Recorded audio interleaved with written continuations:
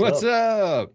Welcome to the Smash Masters podcast, episode 85, where we talk about collision repair, paintless dent repair, or paintless dent removal, depending on what you call it, and everything in between. Mm-hmm. How you doing, Nick?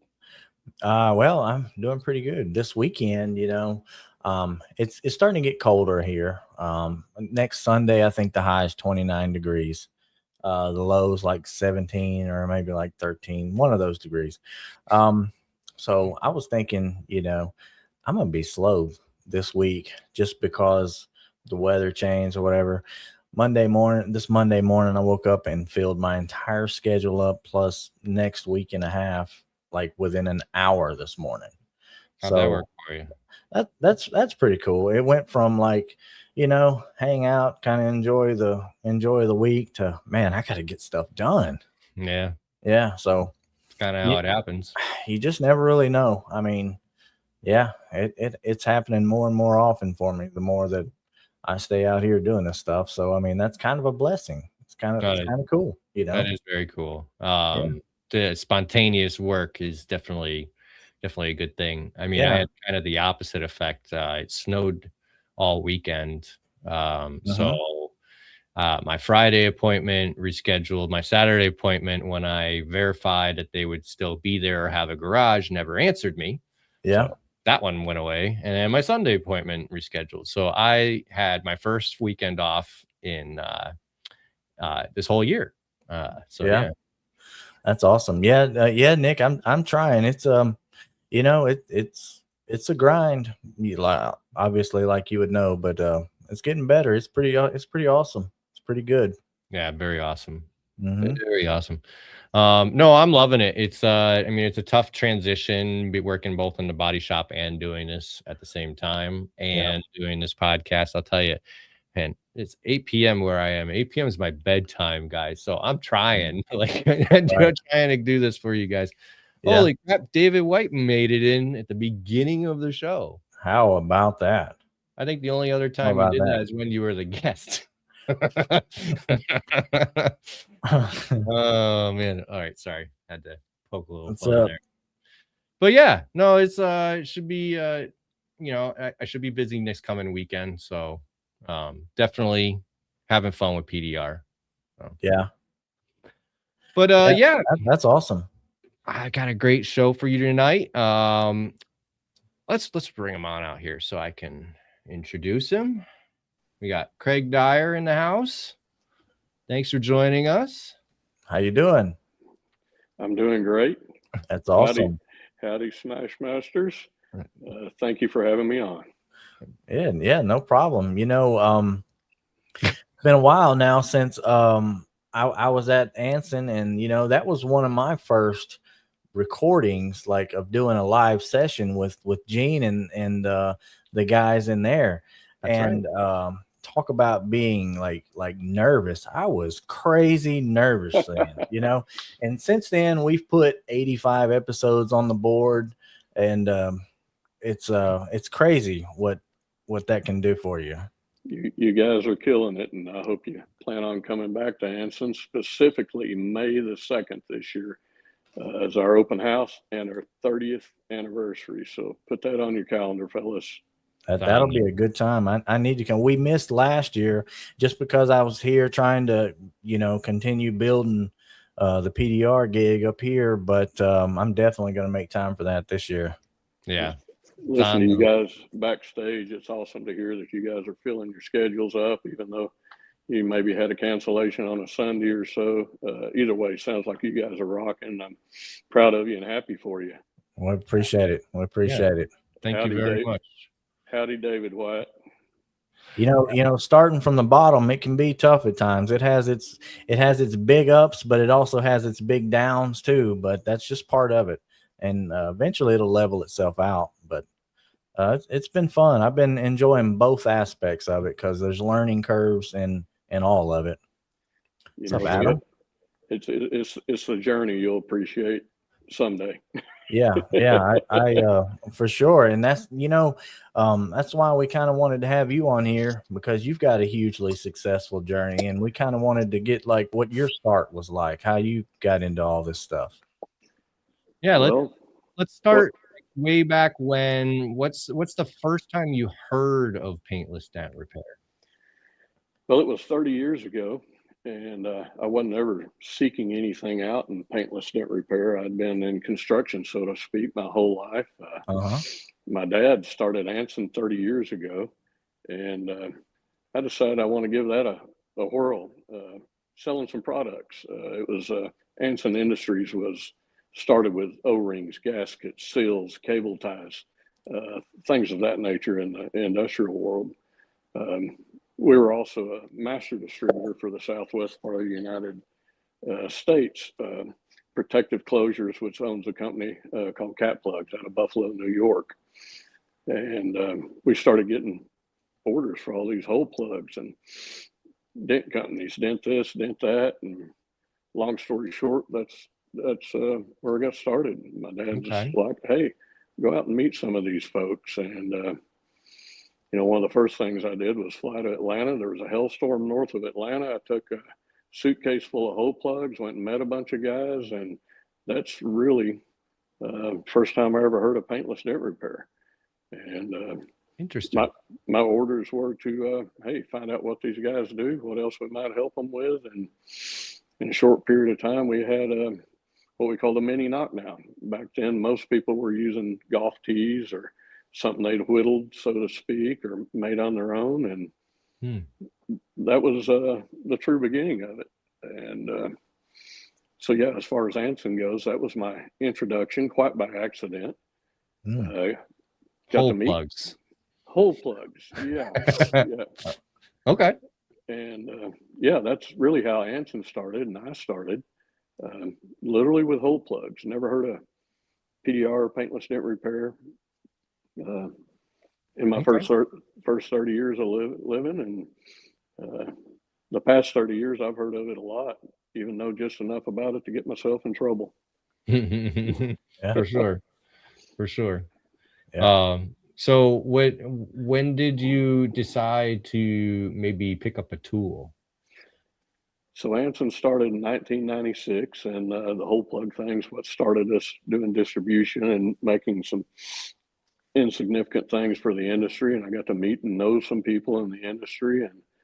And as far as picking up a tool, a good friend of mine named Mike Haggard, who did all the original training over in Japan, ended up training me. We started in 99 in Sanger, Texas. A massive hailstorm hit New Orleans, Louisiana, somewhere around the new year. And that's where it all got started. Mike's training was basically a 30-day course. I was very fortunate to have hands-on during the 30 days and well after, and we're still good friends to this day. They do hail. All I ever did was hail. He trained Daniel Grom. Maybe you guys have heard of Daniel Grom in the motorcycle tank business. My friend Mike trained him a few years before me. Daniel fixes motorcycle tanks. I want no part of it. I always fixed hell cars. I assure you, he didn't want any part of that. So it's funny the different directions that things go. And it took me literally all over the world, and still does to this day, just in a different facet. Yeah. Okay. Yeah. Right. Like what are some places it took you? Did you end up in like Australia or anything like that? I probably worked in Australia more than anywhere. I spent as much as 9 months out of the year there, 1 year. Working out of the country. We could be in country all around the world for 90 days, and then you had to exit the country for 4 or 5 days, according to the regulations. So Australia, a lot of the guys would jump over to New Zealand for 4 or 5 days. I would fly home for 2 weeks. Other guys would go other places. But Australia, I probably worked there more than anywhere. Made some incredible friends. My top 2 or 3 friends in the business. A gentleman named Brad Walker. He just turned 67. He retired this past October. known him forever, literally. Mm. But yeah, all over the world. My first tour on the Hell Trail in another country was Austria.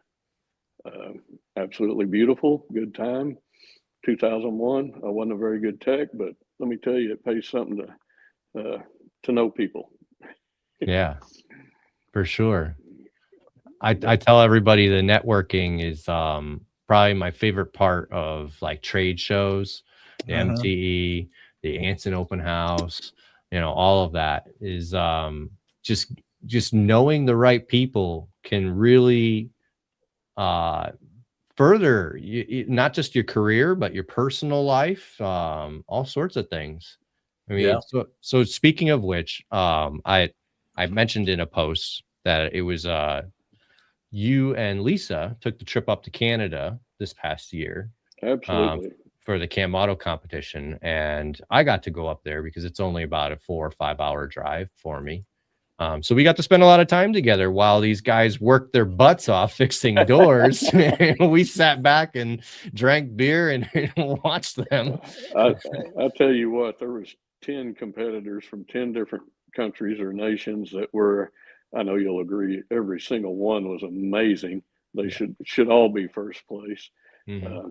But the camaraderie there and getting to visit with you and others there, you can't trade for that kind of stuff. Yeah. And Lisa and I appreciate the people we meet basically anywhere we go. Mm-hmm. And we definitely enjoyed visiting with you, the competitors, and other people that were around there. That it was a fun event. And if you don't go do that stuff, you never get that relationship going that might be helpful to you in the future, For sure. Right. I didn't have my passport set up in time to go, so I couldn't go, but I've got all that stuff sorted out now, so it wouldn't be a problem. But yeah, that's why I didn't go. Well, Nick, have you done anything else out of the country? I've never been. I tell you what, now that you got that passport, put it to use. Yeah. As you guys know, we've got MTE coming up, 25th anniversary of MTE. I personally went to the first two and didn't go back till 11, 12 years ago and been every year since. After MTE, Vince and Kate are going to represent Anson in the show in Germany, cool. Which is, gosh, it's just coming right up as well. Lisa and I, about the time Kate and Vince get back from Germany, we'll be at the DB Expo in Italy.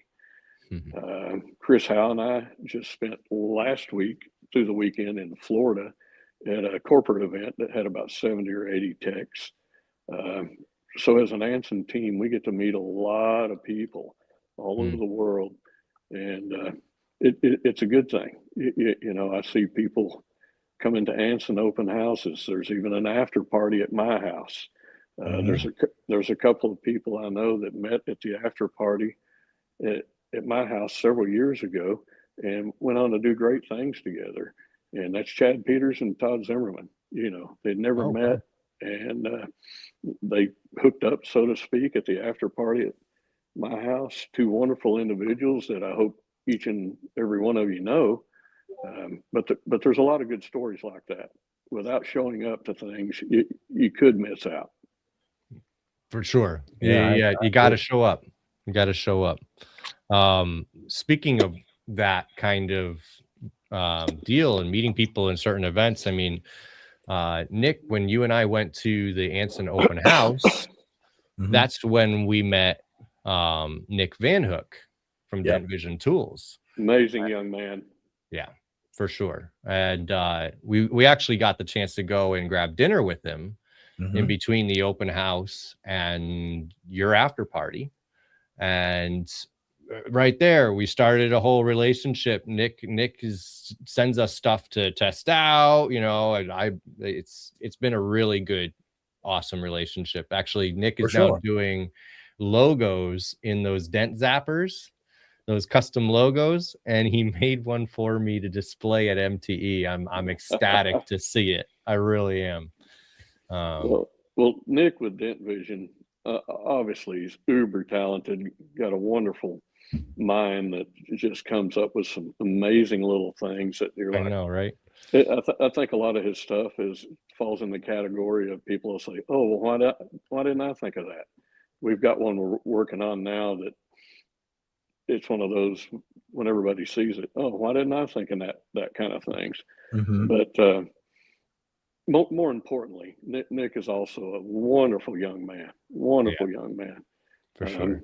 There's a lot of people out there that come up with different ideas, and some of them follow through with it, and this, that, and the other. The cream of the crop are people like Nick, and there's others. But yeah, if any of you guys have anything you want to do, don't just sit on your hands. Go do it. You know. You got to get active out there. Yeah. You know, lead the charge for yourself, and just like you guys are doing in your young PDR career, if it's fair to say that. Yeah. Oh, it is. It's fair to say it. Mine officially started in 2024, and I mean, since then we went to Kiko's 5-day training and explored their manufacturing plan and all that. The first time I went to that same year, I think, we went to the Anson Open House. We went SEMA. The first time MTE. me and Stefan officially met was at MTE. How cool is that? I mean, it was all because we kind of just went out there and just, showed up, I guess if you'd like to say that. Right. You know, in October, PDR College held an event at our Anson building in Burleson, which, by the way, is open to any of you guys that want to have any kind of event or meet up or whatever. You know, some of the best in the world were there educating people. And, you know, I didn't get to watch full time. I wasn't a paid attendee, but watching people like Bryce Kelly and Jay Ma, and I'm going to forget some names, but you get the picture. You know, you got Keith Constantino, Paul Corden, Shane Jacks, and a variety of others for, I believe it was 4 days.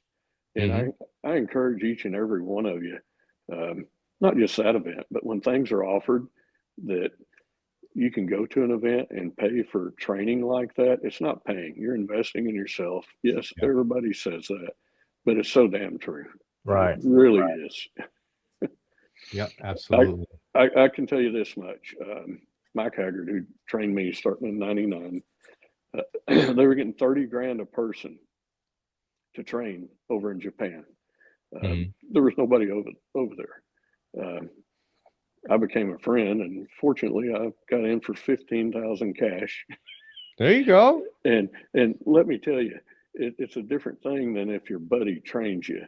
If you're going somewhere and paying, you're invested. You know what I mean? Oh yeah, you know, you train your cousin for free or something like that. It's a whole different ball game, unless they've got skin in the game. And so yeah, anybody out there listening, put some skin in the game, and practice. And these guys here, Stefan and Nick, are living proof of it. Oh, you are 100% for sure. I mean, I get at all the time at the body shop, you know, the guys, I'll grab the cold glue and I'm over there like pop, and I turn around and I got 2 guys like watching, you know, and they're paying attention, and I love that. And you know, they've come to me a few times. They're like, man, I'd really love to learn PDR. I'm like, I'd love for you to learn PDR, but you don't want to learn from me. I just learned. I said, but I can absolutely give you a few tips and tricks that helped me get started, and then you're on your own. Sure. But it's cool to see the interest. Oh, absolutely. And I love sharing the knowledge for sure. I think anybody that's gone through the full gamut of finding your tooltip first and then progressing from there and getting to where you're a real live tech that can repair a dent, not just make it look better, but perfect it, so to speak. Nobody needs to tiptoe into it. You got to be super serious, and hopefully you take it. Has to become a lifestyle. A lifestyle, and supporting up your family, you know. We have people coming in that walk in and are ooh and nod, and they'll say, "Oh, I'll get my glue at whatever big box store." And the line is, "Are you doing this for a hobby or a living?" Because it's just fine details like that of using something way better or a little better, or being professionally in the business, or not. It's you got to be all in, because getting going in PDR isn't that easy as far as becoming a really good tech. Yeah. Right. I do like what Nick said. It becomes a lifestyle. I think the turning point for me, I literally looked around. I said, you know what? Any moment where I'm not working, I have that free time where I get to do me things. Gone. Now all that time is in the garage pushing dents. So that's literally what you have to do. I mean, maybe not all of your free time, but you got to take a huge chunk of it and dedicate it. You pretty much got to be talking about it, looking at it, or having like ideas bounced around at all times. Though, I base the reference a lot of times talking about lifestyles to music, because I used to be really heavy into music, and a lot of these guys, they start out renting an apartment or something together, and they have no furniture, all their stuff's kind of set up, and they're just in there. Right. They come home to like whatever they can conjure up, in the living room, and you kind of have to do that, just to. How else are you going to make time to do it if it's kind of like, okay, well, I'll just go over here and do it some, and then you'll forget, and then whatever on the next. You know what, it takes minutes, hours, days, months, and for my case it was years before I felt super comfortable. Actually working at a factory outside of Istanbul, Turkey, 16,800 cars. There was a whole bunch of us. These things had big dents on them, and semi-stretched. Not a ton of them on the car. Was subcontracting as a tech for a company out of Spain that had the gig. You had to do 2 of these a day to keep your stall. And let me tell you, it was tough. There were some guys way better than me. And, at some point you're the slowest guy in the shop. And right. At some point you get past that. For me, it was the 4th year, and that was my 4th year. And after that storm, went to Australia with some cars that had hundreds of dents on them, but they were quarter size. It was literally like a hot knife going through butter. And so maybe you guys have hit your stride since 24. Maybe it's going to be 28. But at some point, for me, it was that 4th year that, like, holy smokes, I'm like a real hell tech now. But it took 4 years. So anybody that may get discouraged after a month or 6 months or 9 months or a year and a half, keep plugging away. Time. Yeah. And even in that first year or two, you're still going to be able to make a living. So that's a great point. We actually ask most of our guests that exact question: how long it took to become comfortable. So you went and answered it without us even asking. What I will ask is, was there anything in particular during that time that you found you struggled with? Like, is there something in particular, or something that like really made it click and now it all makes sense? Yeah. So being a hell tech, but back in the day, there was no such thing as glue pulling. Well, obviously, when you get hail damage on a car, it's going to hit the rails. And let me tell you, go try to fix some rails on a hail damaged car without glue pulling. Well, we did. Wonderful company called Dentcraft. A gentleman that started, name was Sid Emmert, had all these little wires. So we fished all the little wires we could through. Obviously, blending would have been wonderful, but none of us knew how to blend back then. I'm still horrible at blending.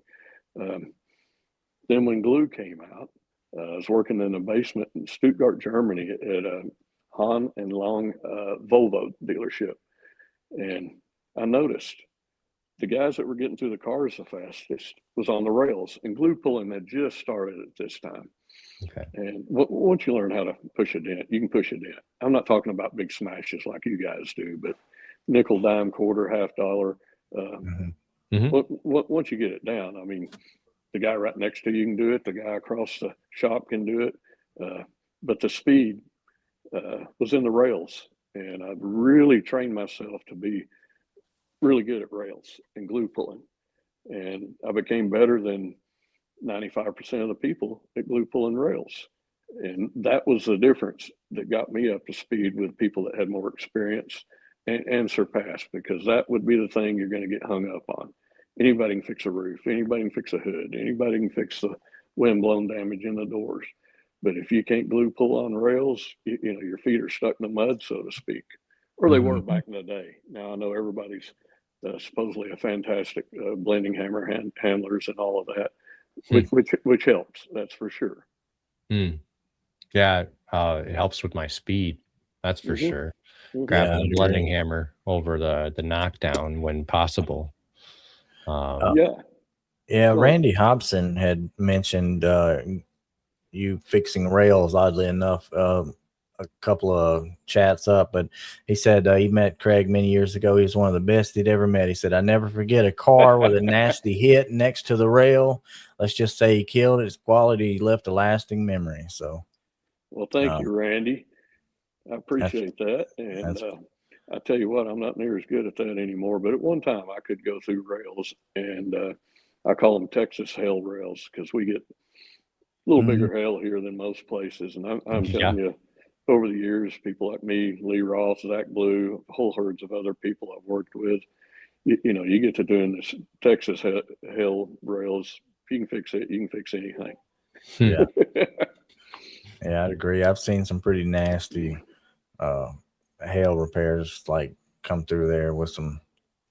I see pictures. Yeah, it looks nasty. It definitely makes me think twice about going to Texas for hail work. That's for sure. Oh, it's not all that, but you get some pretty nasty ones here. There's gravy as well. I never got the gravy. You can ask Lee. I think he's on here. Lee's commenting right now. He said he learned so much from Craig over the years. He said would not be the tech he is without Craig. So you know what's really cool is I've learned a lot from Lee in recent years, that you know, it's good payback that we can all learn from one another, you know. Oh, isn't that awesome? That's one of my favorite parts about this industry, because in auto body, nobody wants to learn from anybody. I mean, even I don't want to learn from anybody else in auto body, but I forced myself to in order to learn the trade.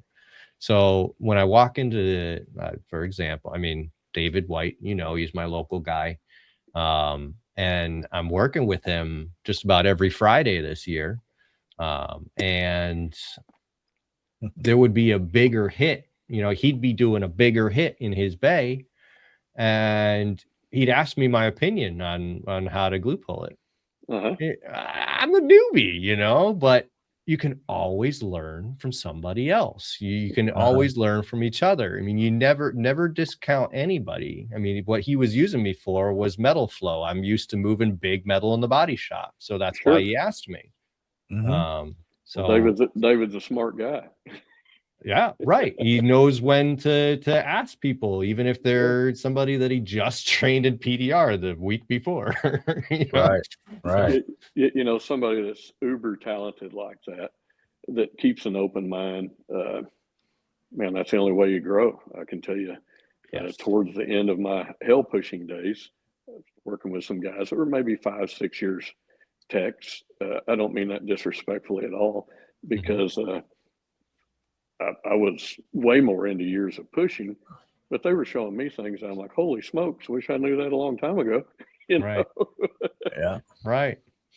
I mean, there are things in body work like that, you know, like I've been doing things 18, 15 years a certain way, and some kid comes along and he's just knocking them out. What the hell are you doing, kid?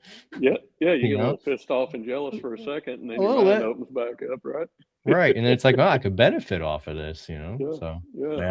I mean, everybody has their own niche way of doing something, and that's how you have different ways of repairing stuff. And that's why it's good to learn from a little bit of everybody. I know throughout the body shops, when I would go, to different shops, there would always be somebody there that you could watch and learn from, whether it was positive or negative. You could still learn from them. Sure.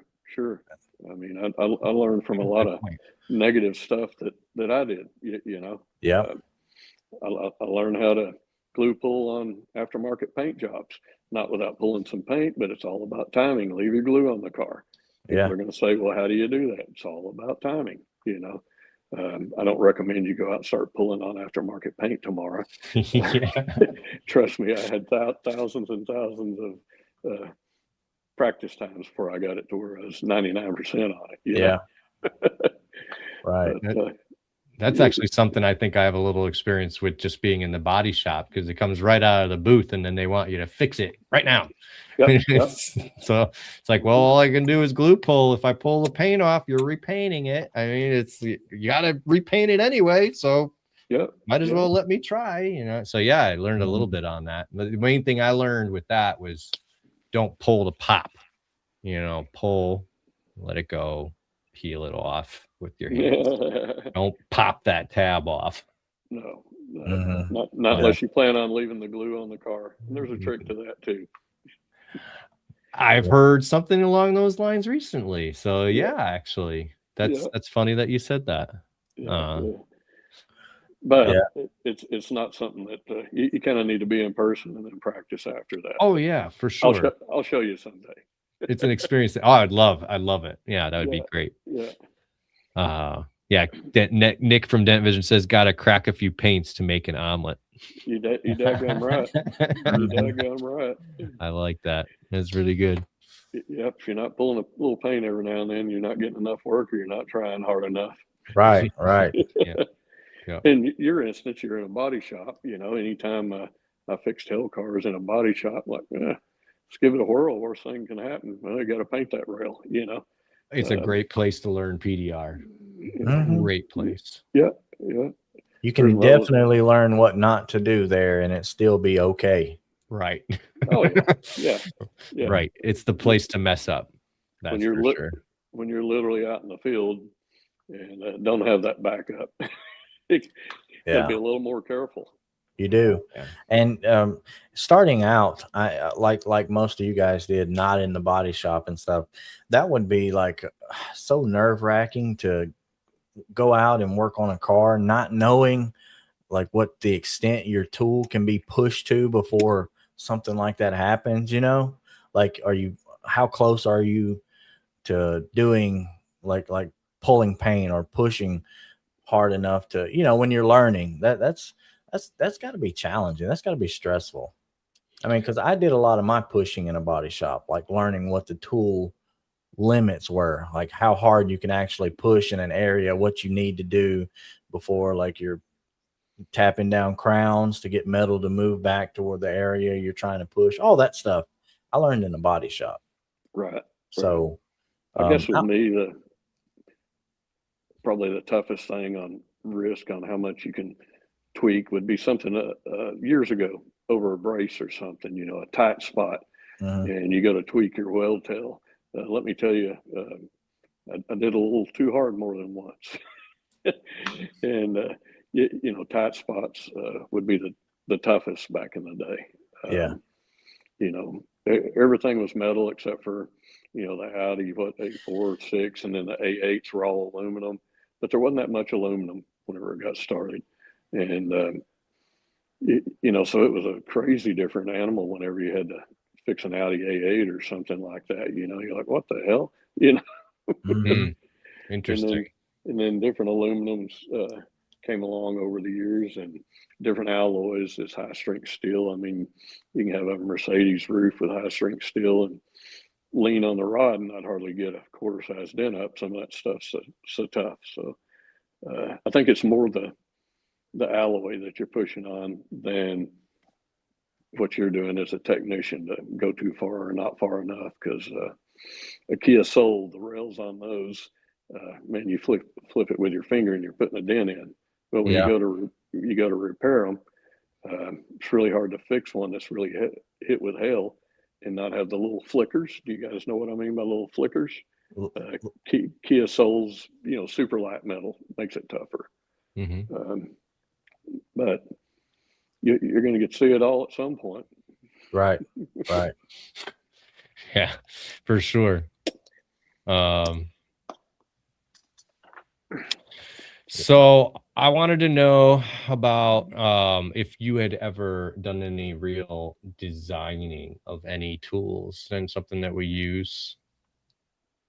What real designing? Yeah. Yeah. Do you make your own tools or anything like that? Physically with my hands, no. Okay. At Anson, we do some fabrication. But we have machine shops. We have people like A1 Tools that build stuff. Anything they built is, for the most part, what I wanted them to build, just like they build for Dent Slayer and Reaper and things of that nature. The new compact hub is something that we've done recently. It's a very unique design for a hub.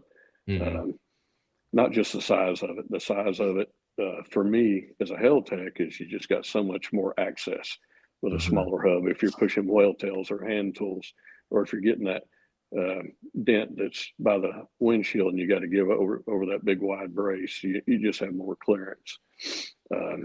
Yeah, probably the first thing I ever designed was a stupid little knockdown called the Mini Knockdown. And then you can probably, I think we still have a part number called a CDX. I mean, we're going back almost 30 years with a few little things like that. And then a gap of being on the Hell Trail for, oh gosh, however long, 15, 16 years, hands-on learning. That's where a lot of the tools have come from. Right. So during that time, you're out there pushing and you're coming up with ideas, and is that responsible for some of the tools we have nowadays? Is there something you take credit for? You know what? If you ask me today, and you don't have to, because I'm going to go ahead and tell you what my favorite tool of all time. There you go. It is or was a little red 10-inch whale tail from Dentcraft, and that little red 10-inch whale tail from Dentcraft is amazing. More so for a hell repair than somebody doing big smash. You're not going to need it. Right. But when it's at its best is after a lot of use, and the straightness comes out of it and it has an arch. And so one of the things with my tequila tool line was I did essentially arched whale tails for a number of reasons. It's kind of like it's already broke in. Also, the little shorter ones, back in the day, I don't know what the Honda sunroof roofs look like now, but it used to be just little boxes. And if you're working around sunroofs, you could tear the front of your knuckle off, pushing your whale tail in, back of your knuckle off, trying to get it out. And so that arch helps with comfort and access and things of that nature. But that was all based off of me wearing out Dentcraft 10-inch whale tails. They weren't wore out. They were perfect when they were broke in. Okay. That's pretty cool. So mine's got an little arch in it. Yeah. Arches are fine. Yeah. You've been using it. You get better it's access. Definitely been used. That's one of the ones that when I'm doing a hail repair or whatever the case is, I put that one on my cart every time. I add that one and a couple of other ones, because I'm like, I know I'm going to use this one somewhere. There's I'm going to go out on a limb and say it's probably the most popular door tool on the planet in its hub form is called the door lords. And this is a process that was started. Actually, Lisa and I were up in Michigan at Crystal Ellison's, and I got a call from Mike Toledo. Hey, I've got something I want you to make for upper doors, like on Mercedes, how they really roll out and you need a big foot or your tools just spin it. So we worked on it for a while, prototype. A1 was building the prototypes. And long story short, he wanted that short 10-inch version. And so we did it, but we also, I don't want to say did it my way, went with stainless, went with thicker steel, and shaved it down and did longer lengths. So that was one in conjunction with somebody that just wanted a 10-inch one, that I took it from there and made it into something different that literally we can't have enough of them built. Yeah. So That's that's how it's incredible. It's incredible. And then the new one that we did, it's just a blade of 2 links, compact door lords, little 5/16 diameter. So we keep going. We do about 100 part numbers a year. We're well over 4,000 now. Yeah, Lee was just commenting on the compact hubs, how good they are. Says the rattlesnakes are stupid good. Yeah, that's I'll have to take another look at them, because I at one point somebody told me just buy Dentcraft wheel tails, but just from what you told me right there, I'm gonna take a look at the rattlesnakes and see if I can add them to my arsenal, and if they'll really help me out there. That's a perfect way of saying it, is adding to your arsenal, because whoever told you buy Dentcraft wheel tails, they were telling you correct. Yeah, sure. But adding something to an arsenal is, don't sell yourself short. Have it in your arsenal. I mean, those arched wheel tails that I call rattlesnake tails, they're really great for getting behind braces and doors too. If you're just door dinging it, and they come in nice for that. You can bend them around. But yeah, there's I don't know how many different little tools and accessories that we've done as a team over the years. That's very cool. I mean, it's something that I'm always racking my head on something like, man, I'd love to create a tool that changes the industry. Yeah. So I'm always racking my head on that kind of stuff.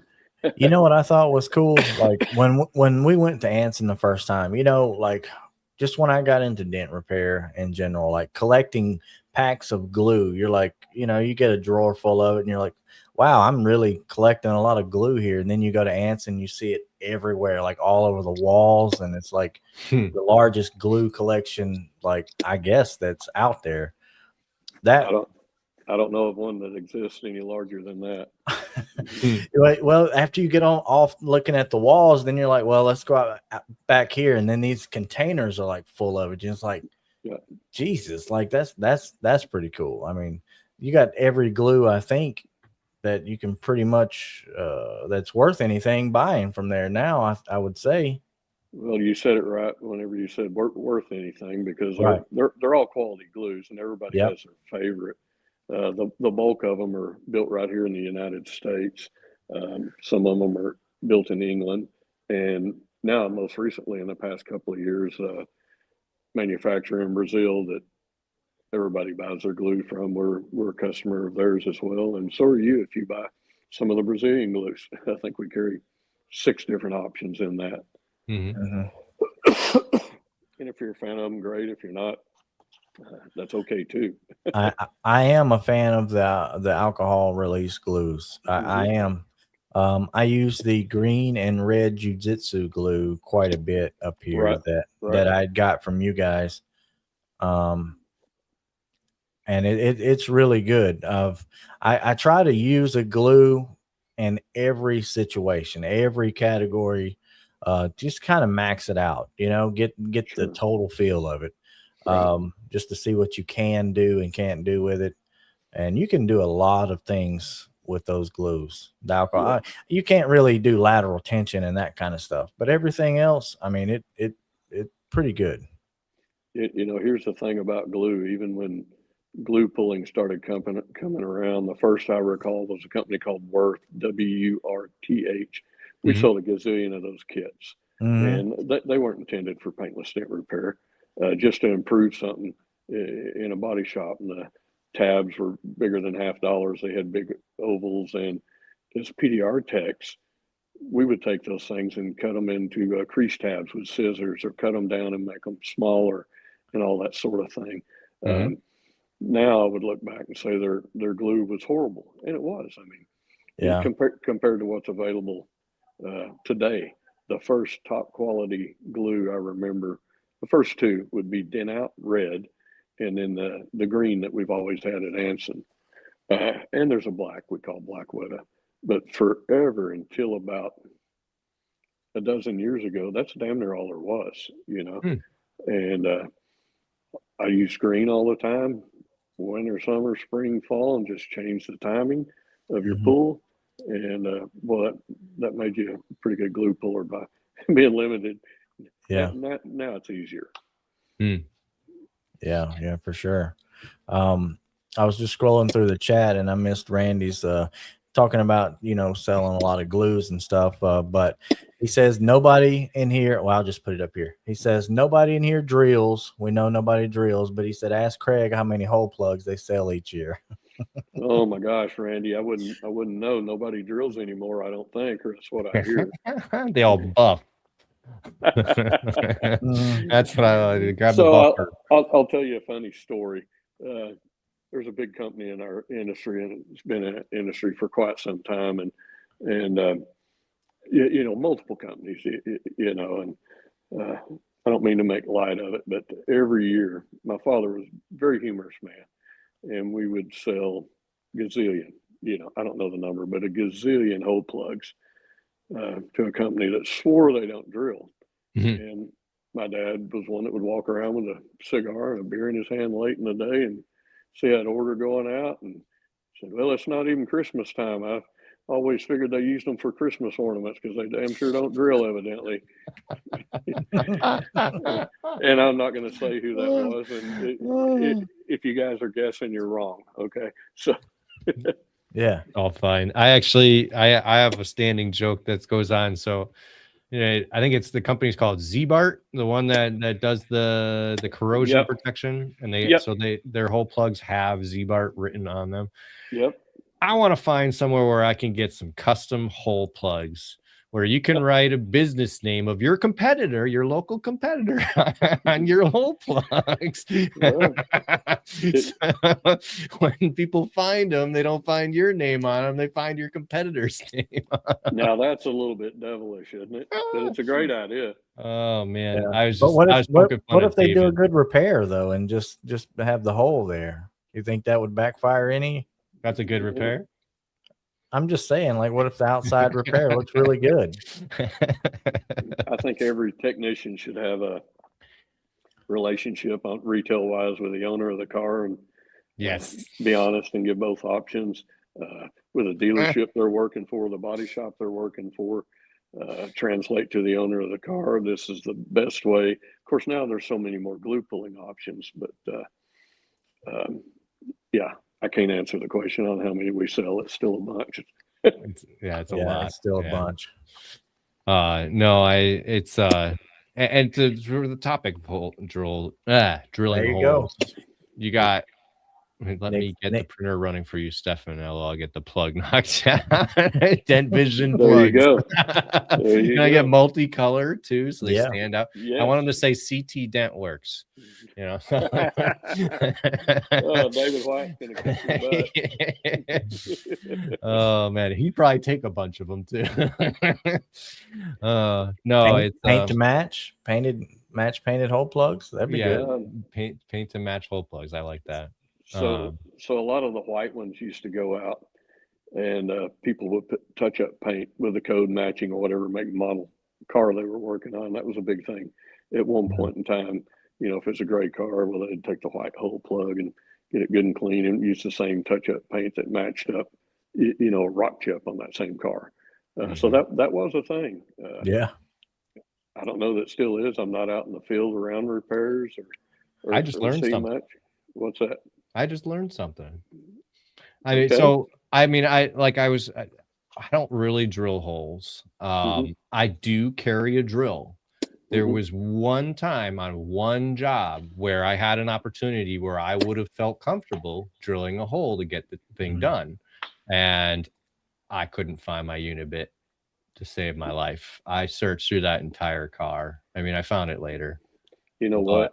It's probably a good thing because all it takes is that one time, and then you might end up in a life of debauchery and just run around with a drill in one hand, a tool in the other, and stuff like that.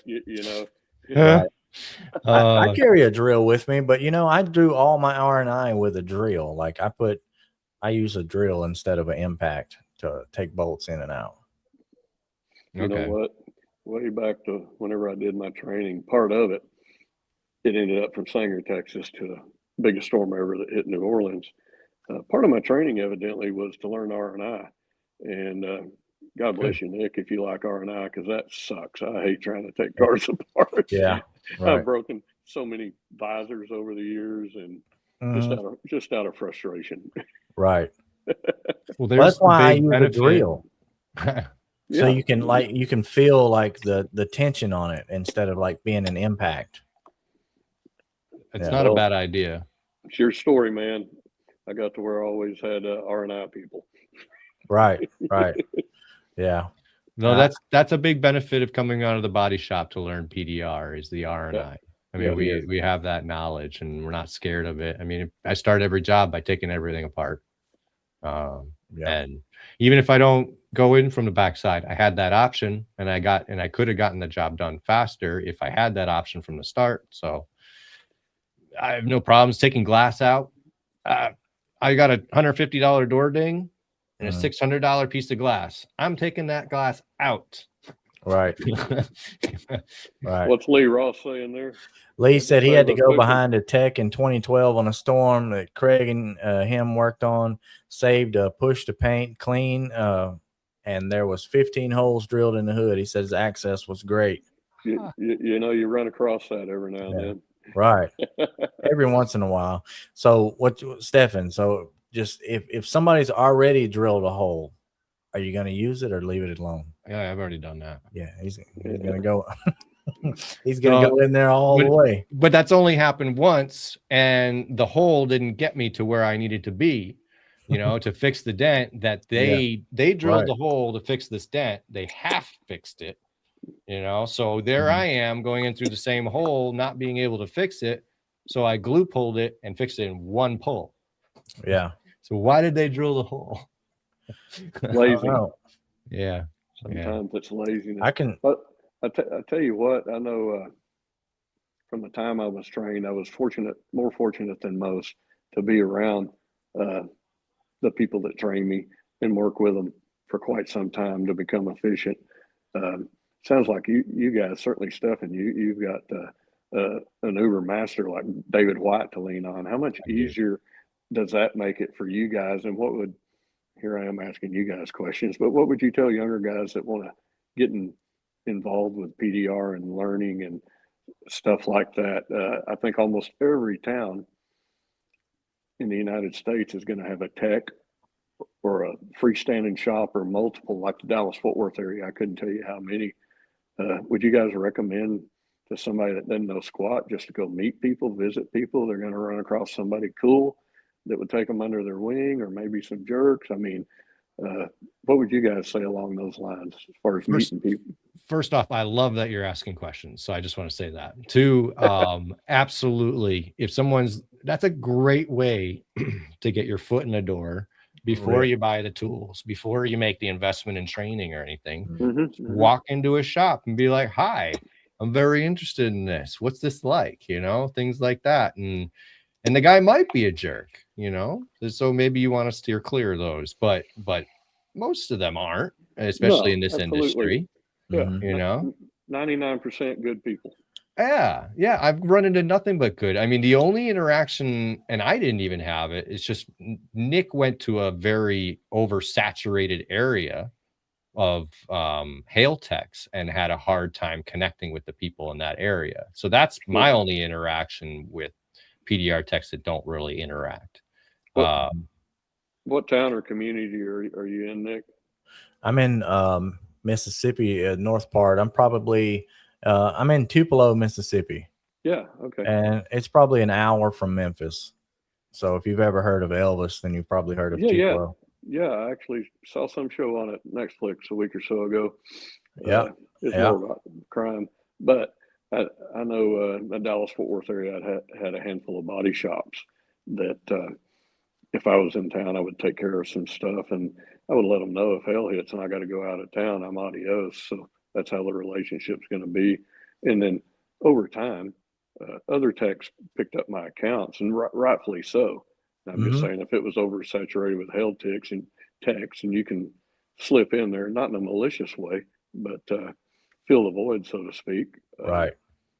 And maybe you're already doing that, but that's in my area, there's pretty much no other PDR tech here. So I don't have any form of competition, and some people would say that's great, but competition is kind of good in a Sure. way. Sure. It balances out like what my quote or what my experience is with someone else's. Here, I really only have body shops to like bounce my quotes off of. Right. So Right. while it is good, it's also bad because there's nobody else really here for people to call to get something else, as a verification. Sure. So it probably would be nice to have one other person or two, a couple It's people so here to it's kind of, have that going on. Well, you But just told people where you're at. You're liable to have 10 there next week. hey, that's fine. That would be cool. Yeah. I've never really I haven't spent a lot of time with other like seasoned hail techs or PDR techs in general. So what I do is what I do, and it's A kind of great just niche. formed into what you like I know. you have mentioned that it's not that you're jealous, but that you like for me that I have the camaraderie with David White, Sure. local, like the mentor. Yeah. So clearly it's a good thing, No, to it have is those a good guys in thing your area. because like if I get hung up on something, or if I'm like, you know what, how should I go about pricing this particular job, and did I like pricing versus performing a repair and all that other stuff. Like sometimes I'm left myself with, did I is that the correct way to go about that, or should I have done something different? And that's a great thing to have somebody just walk into their shop, shoot the shit, mention the situation, and get their opinion on. Yeah. I mean, to the same effect, you can call any of these I people. mean, you can, but every market is different. Like Yeah. from Texas to Yep. Arizona to No, you're right. Colorado to You're right. Florida, and your local market is what you're looking for. Yep. Sure. And it's just different. Like sometimes I'm not sure if some of the calls I've made have been maybe the best. I mean, I did make them calls nonetheless, but I've had to learn from a lot of them. It is what it is on that part. At the end of the day, just create your own wake in your Right. town, in That's this that's world. what I've been doing. And Ignore everyone yeah, else. Do your yeah, thing. yeah, just create your own wake. I mean, uh, I'm fortunate enough to work for a company, very fortunate to work for a company called Anson that Yep. we create our own wake, and we hear chatter, oh, is that your competition, this, that, and the other? No, we create our own wake and let the chips fall where they may, Mhm. and got no control over anybody else, and no reason to worry about it. And I think in your world, you guys' world, what you're talking about, just create your own wake, and everything's going to be fine. Mm. If you have to get CT Dentworks printed on some hole plugs to maybe push David White out of the way, then go Yeah. for it, man. I love how he said right here. He says that, Nick, you could have David's problem. All these damn body shop guys trying to Yeah. slide it. Mhm. Yeah. Mm. Yeah. I mean, Oh I man. do have a lot of people asking me like, how can they get into it, and could I show them? And I'm like, I don't even know how to do it myself. I'm just here like just making the day. Like I'm learning as I go. Yeah. Yeah. There's tons of options out there for people that are interested in it, and I think Stefan hit it pretty good earlier as far as maybe some people should kind of look before they leap. But when you leap, you better be all in if you're going to get into PDR. Right. Yeah, for sure. You got to be know, willing to dedicate your mindset yeah, you got to be able to this. to accept some failure. And let me tell you, you didn't find your tooltip the first 5 minutes that you're trying to see it through the metal and the reflection of a light. Seems impossible, and then when you get it down, any tool you grab's like second nature. You go automatically to the dent in the right part. Right. Yeah. Right. Yep. I mean, speaking of newbies, you recently met this guy, Jesse Stephen Harrison. He says I was still wet behind the ears, so didn't know who he was. Was a super cool and helpful guy. But That's Jesse is paid advertising. Jesse is was on the show recently. Okay. And he was talking about, I mean, he had just gone to the expo. He's over in that part of the country. And he's real. I mean, this guy's dedicated. He's got what it takes. You can see what he's doing. And he sent me a text the other day. He's like, I'm going to MTE. I gotta meet people. I gotta connect. I gotta network. You guys are right. I'm coming. And it's like, that's awesome. Yeah. Keep preaching it, because all it does is help somebody out. You guys already have a testimonial of how y'all met and how it helped both of you guys out to get out to an event or 2 or 10. Jesse, looking forward to seeing you at MTE, man. Absolutely. I was really happy to hear he was coming. There's a number of guys that I'm very very interested in meeting this year, and Jesse's one of them. So really looking forward to it. Oh, it's I didn't even realize we're already at an hour. Right. I tell you what, it went by fast. Like, just trying to keep up with some of these comments have been, there's coming by pretty fast. Ron Cronin, you're right, Ron. You got to have a level of commitment. You've been doing it for a long time. I'm 30 years. You're probably about 40 years into it, you old fart. Yeah. Sounds like someone we should have on the show. There you go. There we go. Right. I'm just reading through the comments here, but yeah, no, it's Craig. We really appreciate you coming on. Really looking forward to seeing you. What is it, next week? You know what? This coming Sunday, our team that drives will start driving. We're crossing our fingers on weather starting this weekend. It's gonna be cold. Chris Howe and I, and possibly a couple of others, will be doing what we call the gout route when we go to Florida. And the gout route is not recommended on your New Year's resolutions of eating properly.